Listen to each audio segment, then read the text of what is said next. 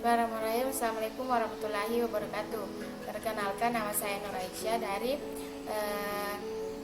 Prodi Ilmu Kelautan dengan NIM 073-2021-0033.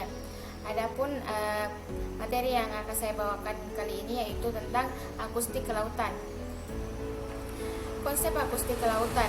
Akustik kelautan adalah ilmu yang mempelajari rambatan gelombang suara pada kolam air laut.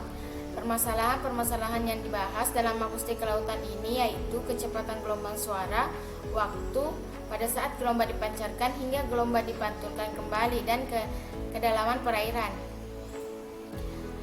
Hal-hal yang mendasari mempelajari akustik kelautan adalah laut yang begitu luas dan dalam dinamis. Manusia sudah pernah ke planet terjauh tetapi belum pernah ke laut terdalam, sehingga dibutuhkannya alat dan metode untuk melakukan pendeskripsian kolom dan dasar laut.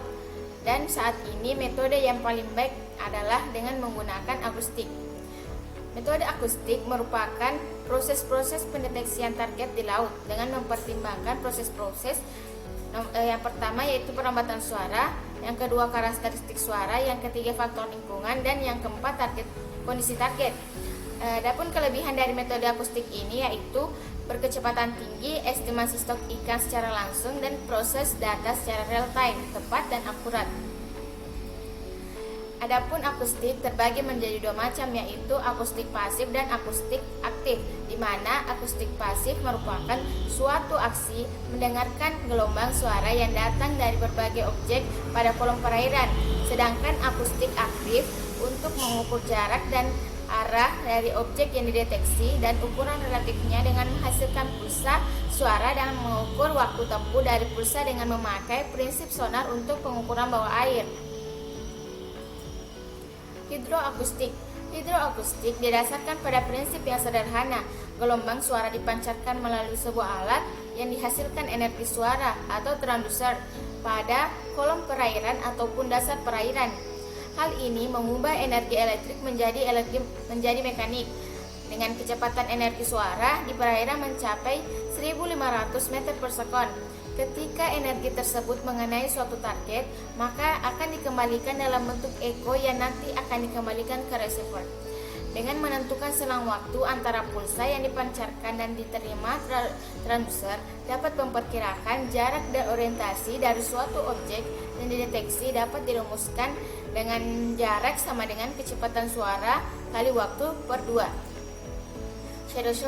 Shadow sound adalah suatu wilayah yang dimana gelombang suara tidak dapat merambat atau lemah sehingga hampir tidak dapat merambat dalam suatu medium. Pada daerah ini, temperatur dan salinitas laut pada lapisan tersebut dapat memantulkan gelombang suara yang datang. Menurut Urey 1983, di kolom perairan terjadi pembelokan gelombang suara atau refraksi yang terjadi karena perbedaan kedalaman, salinitas, dan suhu air laut. Pengaruh yang paling nyata terlihat yaitu jika terjadi kenaikan suhu air laut sebesar 1 derajat Celcius, maka akan menyebabkan meningkatnya kecepatan suara sebesar 1 meter per detik. Akibatnya, jika suhu meningkat menurut kedalaman, maka gelombang suara yang dipancarkan akan cenderung dibelokkan ke arah permukaan air.